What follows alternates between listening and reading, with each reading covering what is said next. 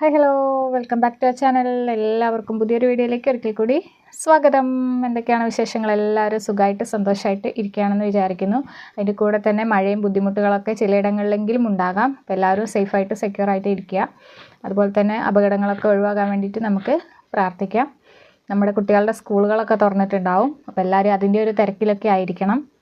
എങ്കിലും നമ്മുടെ വീഡിയോ ഒക്കെ സ്കിപ്പ് ചെയ്യാതെ കാണുക. കണ്ടെങ്കിൽ മാത്രമേ നമുക്കും കുട്ടികളുടെ പോലെ തന്നെ ഒരു ഇമ്പ്രൂവ്മെൻറ്റ് ഉണ്ടാകാൻ സാധ്യതയുള്ളൂ. അപ്പം നേരെ നമുക്ക് വീഡിയോയിലേക്ക് പോവാം. ടൈം ഒട്ടും വേസ്റ്റ് ചെയ്യുന്നില്ല. ഇന്ന് നമ്മൾ വളരെ സിമ്പിളായിട്ടുള്ള ഒരുപാട് സെൻറ്റൻസുകളാണ് പറയാൻ പോകുന്നത്.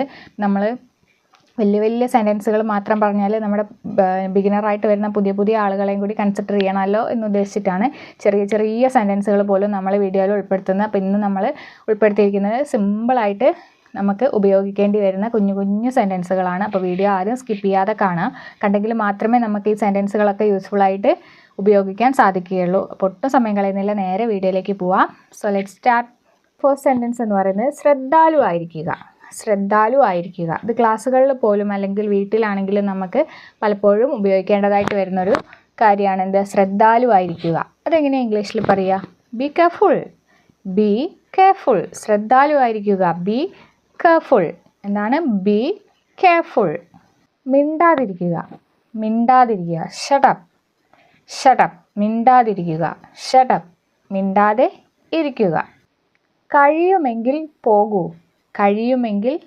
നിന്നെ കൊണ്ട് പറ്റുമെങ്കിൽ നീ പോന്നൊക്കെ നമ്മൾ പറയും അല്ലേ? കഴിയുമെങ്കിൽ പോകൂ. ഗോ ഇഫ് യു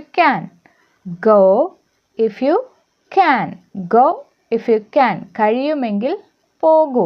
സുരക്ഷിതമായി വാഹനം ഓടിക്കുക. ഇപ്പോൾ ഈ മഴക്കാലത്ത് ഒരുപാട് ഇമ്പോർട്ടൻ്റ് ആയിട്ടുള്ള ഒരു സെൻറ്റൻസ് ആണ് എന്ത്? സുരക്ഷിതമായി വാഹനം ഓടിക്കുക. പല സ്ഥലങ്ങളിലും വെള്ളക്കെട്ടും ഒക്കെ ഉണ്ട്. നമുക്ക് റോഡ് വ്യക്തമായിട്ട് കാണാൻ പറ്റുന്ന സാഹചര്യം പലപ്പോഴും ഉണ്ടായിക്കൊള്ളണമെന്നില്ല. അങ്ങനെയുള്ള സാഹചര്യത്തിൽ നമ്മുടെ വീട്ടിൽ നിന്ന് വാഹനമായിട്ട് പോകുന്ന ഓരോരുത്തരോടും നമുക്ക് പറയാൻ പറ്റുന്ന ഒരു സെൻറ്റൻസ് ആണ് എന്ത്? വാഹനവുമായി സുരക്ഷിതമായി പോകുക. അതെങ്ങനെ പറയാം? Drive carefully. സുരക്ഷിതമായി വാഹനം ഓടിക്കുക. Drive carefully. എന്നോട് ക്ഷമിക്കൂ. നമ്മുടെ ഭാഗത്തു നിന്ന് എന്തെങ്കിലും മിസ്റ്റേക്ക് ഉണ്ടായാൽ ക്ഷമ ചോദിക്കുന്നതിൽ ഒരു മടിയും വേണ്ട. അപ്പോൾ അങ്ങനെയുള്ള സാഹചര്യത്തിൽ ഉപയോഗിക്കാൻ പറ്റുന്ന ഒരു സെൻറ്റൻസ് ആണ് എന്ത്? എന്നോട് ക്ഷമിക്കൂ. നമ്മളെങ്ങനെ പറയും? forgive me. എന്നോട് ക്ഷമിക്കൂ. forgive me. അടുത്തത് ബുദ്ധിമുട്ടിക്കരുത് അല്ലെങ്കിൽ ശല്യം ചെയ്യരുത് എന്നുള്ളതിനൊക്കെ നമ്മൾ എങ്ങനെ പറയാം? Do not disturb. ബുദ്ധിമുട്ടിക്കരുത് അല്ലെങ്കിൽ ശല്യം ചെയ്യരുത്. എല്ലാം നല്ലതാണോ? നമ്മൾ ഫ്രൂട്ട്സ് ഒക്കെ വാങ്ങുന്ന സമയത്ത് നമ്മൾ ഒന്ന് ചെക്ക് ചെയ്യും അല്ലേ? കാരണം പുഴുക്കളോ ചീഞ്ഞതോ ഒക്കെ ഉണ്ടോയെന്ന് ഒന്ന് ചെക്ക് ചെയ്യും. ഇതെല്ലാം നല്ലതാണോ എന്നുള്ള രീതിയിൽ നമ്മളൊന്ന് ചെക്ക് ചെയ്യും. ഇതെല്ലാം നല്ലതാണോ? അതെങ്ങനെയാണ് ചോദിക്കുക? Is all good. എല്ലാം നല്ലതാണോ? അവൻ എൻ്റെ പ്രതീക്ഷകൾ തകർത്തു. പല രക്ഷിതാക്കളും ചിലപ്പോഴെങ്കിലും പറഞ്ഞിട്ടുണ്ടാവും, അവൻ എൻ്റെ പ്രതീക്ഷകൾ തകർത്തു. അതെങ്ങനെയാണ് ഇംഗ്ലീഷിൽ പറയുക? അവൻ എൻ്റെ പ്രതീക്ഷകൾ തകർത്തു. He crushed my hopes. പ്രതീക്ഷ എന്ന് പറഞ്ഞാൽ എന്താണ്? Hopes. He crushed my hopes. അവൻ എൻ്റെ പ്രതീക്ഷകൾ തകർത്തു. He crushed my hopes. ദയവായി നിങ്ങളുടെ കൈ തരൂ. നമ്മളിപ്പോൾ റോഡ് ക്രോസ് ചെയ്യാൻ വേണ്ടിയിട്ട് ബുദ്ധിമുട്ടുന്ന വയസ്സായ ഒരാളെ കാണുകയാണെങ്കിൽ, അത് മലയാളി അല്ല എങ്കിൽ നമുക്ക് എങ്ങനെ പറയാം? ദയവായി നിങ്ങളുടെ കൈ തരൂ. നമുക്ക് കൈ പിടിച്ച് ക്രോസ് ചെയ്യിക്കാം. അതുപോലെ വെള്ളത്തിലിറങ്ങുന്ന സമയത്ത്, സ്റ്റെപ്പ് കയറുന്ന സമയത്ത്, ഇങ്ങനെയുള്ള സാഹചര്യങ്ങളിലൊക്കെ നമുക്ക് ഉപയോഗിക്കാൻ പറ്റുന്ന ഒരു സെൻറ്റൻസ് ആണ് എന്ത്? ദയവായി നിങ്ങളുടെ കൈ തരൂ. അതെങ്ങനെ നമുക്ക് ഇംഗ്ലീഷിൽ പറയാം? പ്ലീസ് ഗിവ് മീ യുവർ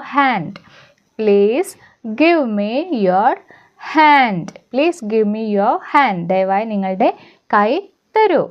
താഴെ ഇറങ്ങുക. പലപ്പോഴും നമുക്ക് കുട്ടികളോട് ഉപയോഗിക്കേണ്ടി വരുന്ന ഒരു കാര്യമാണ്.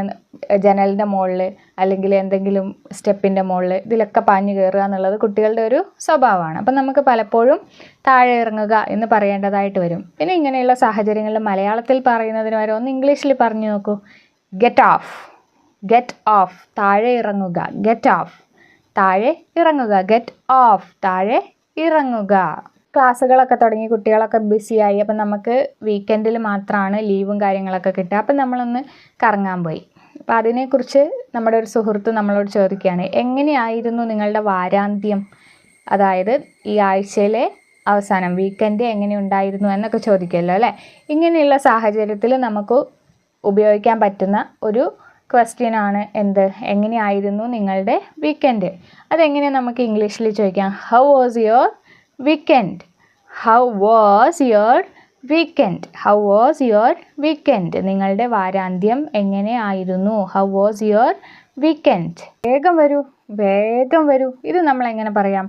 ഇനിയിപ്പം സ്കൂൾ ബസ്സൊക്കെ വരാനും 2 മിനിറ്റൊക്കെ ബാക്കിയുള്ളപ്പോഴായിരിക്കും നമ്മുടെ കുട്ടികൾ റെഡി ആവാൻ പോവുക. അപ്പം അങ്ങനെയുള്ള സമയത്ത് നമ്മൾ എങ്ങനെ പറയാം? വേഗം വരൂ. അതെങ്ങനെ ഇംഗ്ലീഷിൽ പറയാം? Come quickly.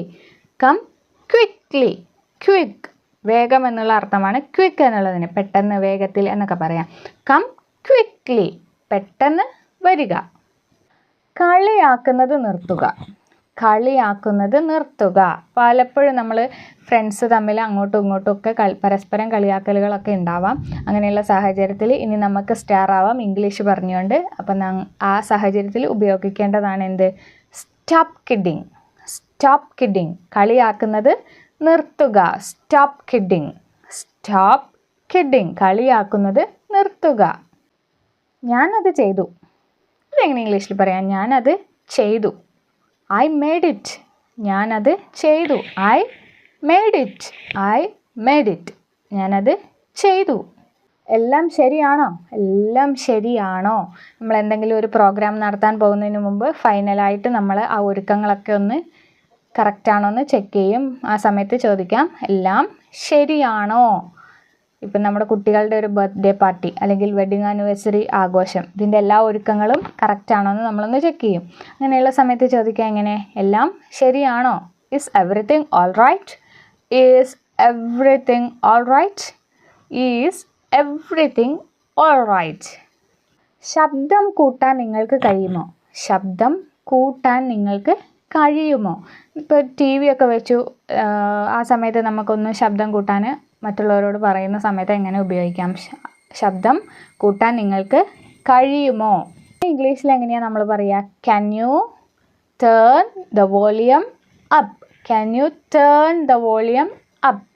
Can you turn the volume up? നിങ്ങൾക്ക് ശബ്ദം കൂട്ടാൻ കഴിയുമോ? Can you turn the volume up? തീർച്ചയായും. തീർച്ചയായും. ഈ ഒരു വാക്ക് ഒരുപാട് ഉപയോഗിച്ച ആളുകളായിരിക്കും നമ്മൾ ഓരോരുത്തരും. ഇനി തീർച്ചയായും എന്ന് പറയുന്നതിന് പകരം നമുക്ക് എന്ത് സിമ്പിളായിട്ട് പറയാം? Of course. എന്താണ്? Of course. Of course. തീർച്ചയായും. 1 മിനിറ്റ് മിണ്ടാതിരിക്കുക. നമ്മുടെ ടീച്ചേഴ്സ് പലപ്പോഴും കുട്ടികളോട് പറയുന്നതായിരിക്കും അല്ലേ, 1 മിനിറ്റ് മിണ്ടാതിരിക്കുക. അതുപോലെ തന്നെ നമ്മൾ വീട്ടിൽ മുതിർന്നവർ തമ്മിൽ സംസാരിക്കുന്ന സമയത്ത് കുട്ടികൾ കലപിലാന്ന് സൗണ്ട് ഉണ്ടാക്കും. അപ്പോൾ നമ്മൾ തിരക്ക് പിടിച്ച് പറയുക അവരോട്, 1 മിനിറ്റ് മിണ്ടാതിരിക്കുക പറയൂലേ. 1 മിനിറ്റ് മിണ്ടാതിരിക്കുക. ഇതെങ്ങനെയാണ് ഇംഗ്ലീഷിൽ പറയുക? Just shut up four A minute. Just shut up four A minute. Just shut up four A minute. Just shut up four A minute. എവിടെ നിന്നാണ് നിനക്കിത് കിട്ടിയത്? എവിടെ നിന്നാണ് നിനക്കിത് കിട്ടിയത്? നമ്മുടെ കുട്ടികൾ എന്തെങ്കിലുമൊക്കെ സാധനങ്ങൾ പലപ്പോഴും അങ്ങോട്ടും ഇങ്ങോട്ടും മാറിയൊക്കെ കൊണ്ടുവരാൻ സ്കൂളിൽ നിന്ന്. അപ്പം നമ്മൾ എന്തായാലും അവരോട് ചോദിക്കും, നിനക്കിത് എവിടെ നിന്നാണ് കിട്ടിയത്? എവിടെ നിന്നാണ് നിനക്കിത് കിട്ടിയത്? ഇതെങ്ങനെ ഇംഗ്ലീഷിൽ ചോദിക്കുക? Where did you get it? Where did you get it? Where did you get it? എവിടെ നിന്നാണ് നിനക്കിത് കിട്ടിയത്? Where did you get it? Last sentence എന്ന് പറയുന്നത് സത്യമായത് സംസാരിക്കുക. സത്യമായത് സംസാരിക്കുക. ഇതിനെ ഇങ്ങനെ ഇംഗ്ലീഷിൽ പറയുക? Speak what is true. Speak what is true. സത്യമായത് സംസാരിക്കുക. Speak what is true. സത്യമായിട്ട് സംസാരിക്കുക, അല്ലെങ്കിൽ സത്യം എന്താണോ അത് പറയും എന്നൊക്കെ നമ്മൾ പറയും അല്ലേ. അപ്പം അങ്ങനെയുള്ളപ്പം എങ്ങനെ പറയാം ഇംഗ്ലീഷിൽ? Speak what is true.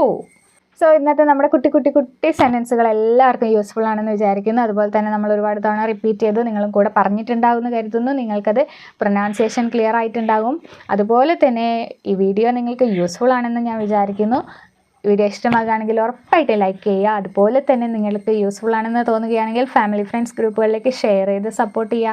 നമ്മുടെ ചാനൽ ഇതുവരെയും സബ്സ്ക്രൈബ് ചെയ്തിട്ടില്ലെങ്കിൽ ഒന്ന് സബ്സ്ക്രൈബ് ചെയ്ത് വെച്ചേക്കണേ. അതുപോലെ തന്നെ തൊട്ടടുത്തുള്ള ബെൽ ബട്ടൺ എനേബിൾ ചെയ്ത് ഓൾ എന്ന ഓപ്ഷൻ ആക്റ്റീവാക്കി വെക്കാൻ ആരും മറന്നു പോകരുത്. അങ്ങനെയാണെങ്കിൽ ഞാൻ അപ്ലോഡ് ചെയ്യുന്ന എല്ലാ വീഡിയോസും നിങ്ങൾക്ക് മിസ്സാവാതെ നോട്ടിഫിക്കേഷനായിട്ട് വരുന്നതായിരിക്കും. അങ്ങനെ നോട്ടിഫിക്കേഷൻ വരുന്ന സമയത്ത് നിങ്ങൾക്ക് ആ നോട്ടിഫിക്കേഷൻ ഓൺ ആക്കിയിട്ട് എപ്പോൾ വേണമെങ്കിലും നമ്മുടെ വീഡിയോ കാണാവുന്നതാണ്. ഇനി സ്കൂൾ തുറന്നു ബിസിയാണെന്ന് വിചാരിച്ച് ആരും നമ്മുടെ വീഡിയോസ് മിസ്സാക്കണ്ട. അങ്ങനെ മിസ്സാക്കി കഴിഞ്ഞാൽ നമുക്ക് ഇത്രയും നാൾ കൊണ്ട് നമ്മൾ കഷ്ടപ്പെട്ടുണ്ടാക്കിയെടുത്ത ആ ഒരു ഇമ്പ്രൂവ്മെൻ്റ് ആണ് മിസ്സാവാൻ പോകുന്നത്. അപ്പോൾ ആരും വീഡിയോസ് ഒന്നും തന്നെ സ്കിപ്പ് ചെയ്യാതെ കാണുക. ഇത്ര യൂസ്ഫുൾ ആയിട്ടുള്ള വീഡിയോസുമായിട്ട് ഇനിയും ഞാൻ വരാം. അതുവരേക്കും ടാറ്റാ.